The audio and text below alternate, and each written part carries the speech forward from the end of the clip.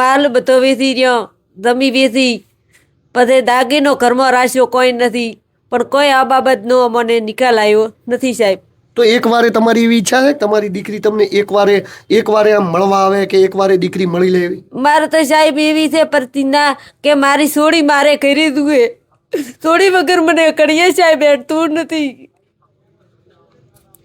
રોશો ને માજી, ભગવાન બધાનું સારું કરશે. કેટલા દીકરા? નમસ્કાર, રામ રામ મિત્રો. વિડીયોની વચ્ચે હું એટલે આવ્યો છું કે મારે 2 મિનિટની એક સૂચના આપવી છે ને એક વાતચીત કરવી છે કે સ્કેનરના માધ્યમથી કાલે આપણે પૈસા એકઠા કરવા માટેની જે વાતચીત કરી હતી એના અંદર લગભગ 1.25 લાખ રૂપિયા આવી ગયા હોત, પરંતુ 15,000નું ટ્રાન્ઝેક્શન થતાં 24 કલાક માટે કરીને બેંકે મારા એકાઉન્ટને સ્વિચ કરી દીધું છે, એટલે બંધ કરી દીધું છે. કારણ કે પ્રાઇવેટ એકાઉન્ટ હતું જેમાં વધારે ટ્રાન્ઝેક્શન ન થઈ શકે, મને એ વાતનો ખ્યાલ ન હતો.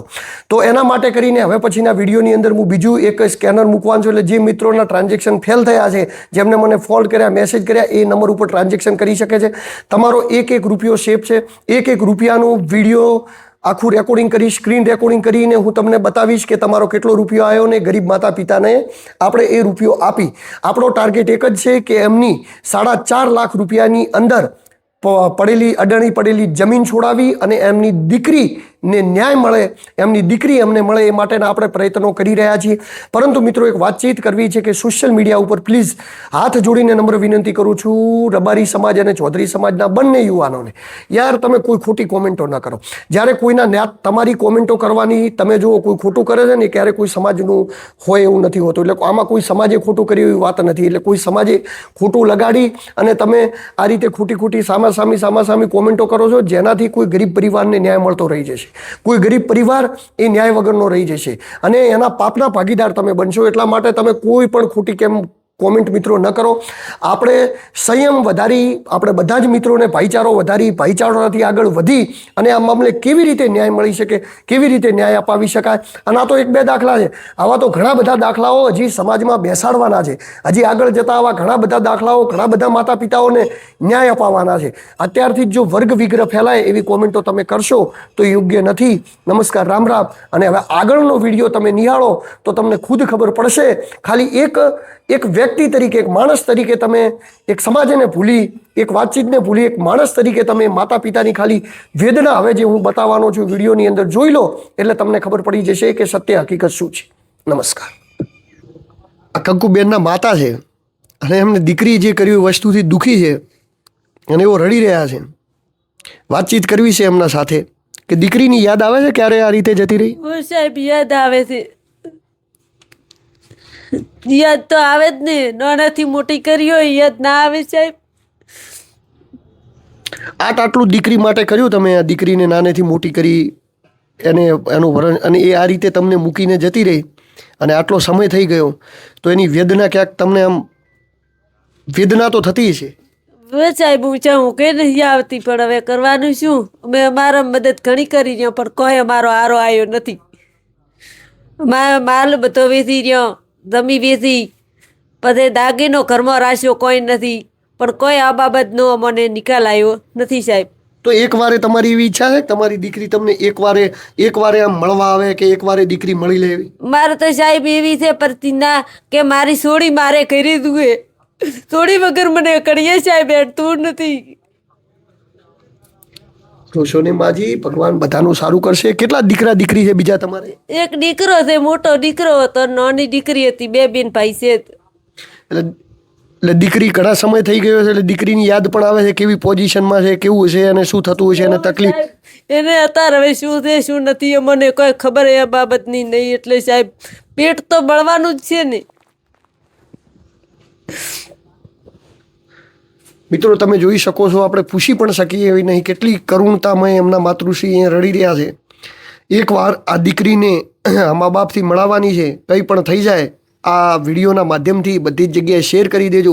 એકવાર એમની દીકરી એમને મળે, એમના જોડે વાતચીત કરે, એટલે અમને પણ ખબર પડે કે એમની દીકરી કેવી પરિસ્થિતિની અંદર છે, એમની દીકરીનું શું થયું, એમની દીકરીને સારી રીતે સચવાય છે, નથી સચવાતી, કેવી પોઝિશનમાં છે, શું છે. તો આ મામલે મિત્રો જેટલી થાય એટલી મદદ કરતા રહેજો. આ માતા પિતા છે અને આ માતા પિતાને ખૂબ ખર્ચો કરી એમના દાગીના પણ દીકરી લઈને જતી રહી છે, જમીન પણ ગીરવે મૂકી દઈ છે. તો આ વિડીયોના માધ્યમથી પણ કહું છું કે આની અંદર પણ એક સ્કેનર શેર થઈ રહ્યું છે, જેની અંદર થતી મદદ તમે ઘરે બેઠા હો, તમને એવું લાગતું હોય કે આ કોઈ વસ્તુ છે ચોક્કસ એમના ઉદ્યોગ તમારાથી જે થતી હોય, 25 રૂપિયા, 50 રૂપિયા, 100 રૂપિયા, અને જો તમે પહોંચી શકો તો કોઈ સ્કેનરમાં કરવાની જરૂર નથી, ઘરે રહી અને પરિવારને ખુદ મદદ કરજો. અને આ જે સ્કેનરના માધ્યમથી જે પણ રૂપિયો આવશે અને જે પણ આવશે બધું જ ફંડ ફાળો એમના ઘરે લાઈવ વિડીયો સાથે બતાવી કે ભાઈ આટલા પૈસા આવ્યા, એમના સુધી મદદ પહોંચવામાં આવશે. ને જો તમને કદાચ એવું પણ લાગતું હોય કે કદાચ આ મદદની અંદર કોઈ આઘા પાછું થઈ જાય તો એવું પણ સમજીને મિત્રો 5 રૂપિયા, 25 રૂપિયા, 20 રૂપિયા જે પણ સેવાના ભાવથી તમે કરશો એ કદાચ આમના માટે, આમની જમીન છોડાવવા માટે, આમના પરિવારની પરિસ્થિતિ માટે એકવાર એમને મદદરૂપ થઈ શકશે એવી. કારણ કે સમાજની અંદર જ્યારે આવી ઘટનાઓ ઘટે છે તો આપણી ફરજ એ પણ આવે છે કે એમની દીકરીઓ પાછી મળે, એમના મા બાપ એમનાથી મળે, સાથે સાથે એમની આર્થિક પરિસ્થિતિની અંદર પણ આપણે મદદરૂપ થઈ શકીએ એવી કોઈ પરિસ્થિતિ પણ આપણે ઊભી કરીને કોઈ પણ મિત્રોને જો ડાયરેક્ટ એમના ઘરે જવું હોય તો ગામ રૂની, તાલુકો ભાભર અને જિલ્લો વાવ-થરાદ એમના ઘરે પહોંચી શકે છે, મારો સંપર્ક કરી શકે, હું એમની મદદ કરીશ ને ઘરે પહોંચીને બને એટલી મદદ એમને કરી શકે છે. હવે આશા રાખી રહ્યા છે કે સમાજના આગેવાનો કરે પણ સાથે સાથે પ્રશાસન પણ એમની મદદ કરે.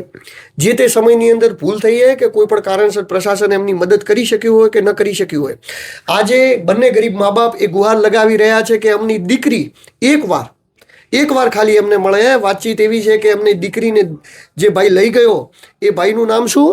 મહાદેવભાઈ દેવાભાઈ, અને ગામ ઉણ ગામનો વતની છે, કાંકરેજ તાલુકો છે. ક્યાં રહેશે, શું રહેશે કોઈને ખબર નથી, કોઈને ભાળ મળે.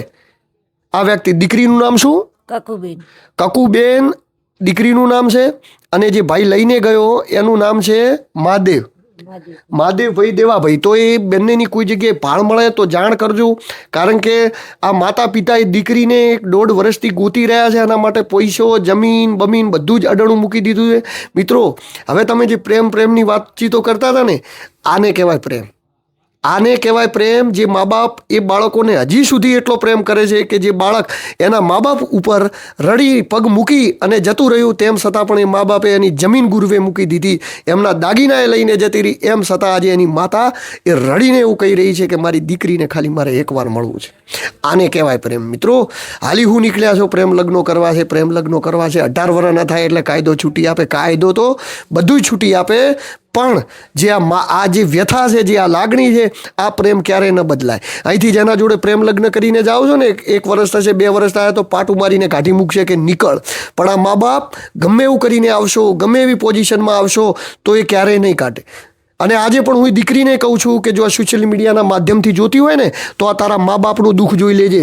આ તારા મા અને બાપ બંને અહીંયા બેસીને રડી રહ્યા છે, એ બંનેનું દુઃખ જોઈ લેજે. ને હજી પણ જો તને તારા મા બાપ ઉપર દયા આવતી હોય ને તો તું ઘરે આવજે, આ મા બાપ તમને અપનાવી લેશે. આજે પણ દીકરી ઘરે આવશે તો દીકરીને અપનાવી લેશો?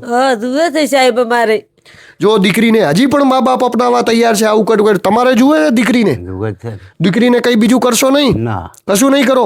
સાચું છે ને? આજે સાચવશો? જો આજે પણ મા બાપ રડીને કહી રહ્યા છે કે દીકરી આજે પણ ઘરે આવશે તો આજે પણ દીકરીને સાચવશું અને કશું નહીં કરીએ. આ જ છે મિત્રો મા બાપનો પ્રેમ. આ જ વસ્તુ છે જે મા બાપની હોય છે. આનાથી વધારે કરુણા કંઈ ન હોઈ શકે.